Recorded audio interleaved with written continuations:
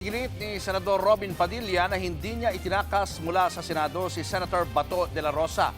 Paano raw sila tatakas kung wala naman daw pumipigil sa kanilang lumabas? Nasa frontline ng balitang yan si Mean Los Baños. Tuwing tinatanong kung nasaan si Senator Bato de la Rosa, tikom ang bibig ni Senator Robin Padilla na siyang itinuturing na person of interest ng NBI sa pag-alis ni Bato sa Senado. Unang sagot ni Padilla sa issue, wait daw muna sa official investigation. Totoo bang magkasabay kayong umalis dito nung Wednesday ng madaling araw? Thursday na ng madaling mas araw? maganda po siguro kung magbibigay ng info niyan, ma'am. Pag natapos na yung investigasyon. Kasi mas maganda yung official.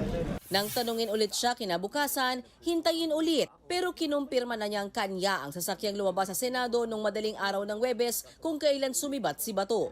Pero sasakyan nyo nga, sir, hindi. Antayin natin yung investigasyon. Sabi niyo, sir, yung pinaka-humble na sasakyan. Paano paulit? Ako, kotse ko yun. Sinabi ko naman, kotse ko yun. Nitong Miyerkules, nang lumabas ang mga CCTV na sinabay nga ni Padilla si Bato, nang tanungin ulit si Padilla kung nasaan ba si Senator Bato, sagot niya, Wala po tayong alam. Sir, saan kayo pumunta after? ngayon diretsahan na siyang nagsalita. Sa isang panayam, sinabi niyang hindi niya itinakas si Senator Bato. Paano raw sila tatakas kung maraming pulis sa loob at labas ng Senado at may CCTV pero walang humarang sa kanila? Git pa ni Padilla, wala namang local warrant of arrest si Bato na kinumpirma rin daw sa kanila ni Senate President Alan Peter Cayetano. Kaya naman very relaxed daw sila. Kwento pa ni Padilla, Webes ng madaling araw nang magsabi siya kay De La Rosa na uuwi na siya dahil hinahanap na siya ng kanyang asawa. Sagot daw dyan ni De La Rosa, sasabay na ako. Wala raw sasakyang dala si Bato dahil sumakay lang siya sa sasakyan ni Senate President Cayetano papasok ng Senado. Buwaba raw ang kapwa senador sa Makati kung saan sinundo ito ng sariling sasakyan. Hindi na raw tinanong ni Senator Padilla kung saan ito pupunta. Pero nang magkabarilan daw sa loob ng Senate premises, kinumpirma ni Padilla na nakipag-usap pa si Senator Bato kay Interior Secretary John Vic Remulla. Sinabi raw ni Remulla na hindi siya pumunta sa Senado para arestuhin si Bato at pumunta lang siya para isecure ang lugar. Magaan daw ang usapan at walang tensyon. Hindi raw matanggap ni Padilla na tinatawag ng pugante si Senator Bato, lalo na't mula raw sa dayuhan ang warrant of arrest ito.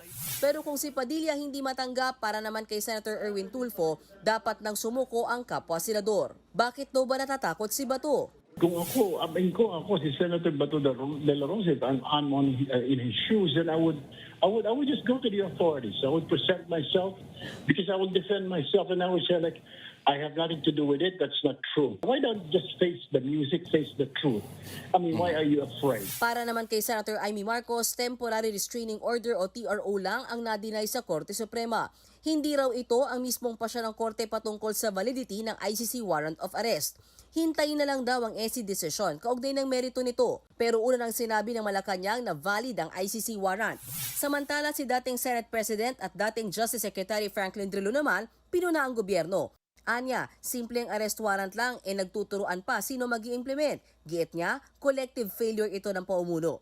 Sagot naman ng palasyo, naiintindihan nila ang point of view ni Drilon pero gumagalaw daw ang administrasyon alinsunod sa batas, regulation at facts. Hindi rin daw pinipikit ni Pangulong Bongbong Marcos ang mga mata nito at nakikinig din sa mga taong sumisigaw ng hustisya. Asahan daw ang mabilis at legal na aksyon ng gobyerno. Nagbabalita mula sa Frontline, Mean Los Baños, News 5. Mga kapatid, Julius Babaw po.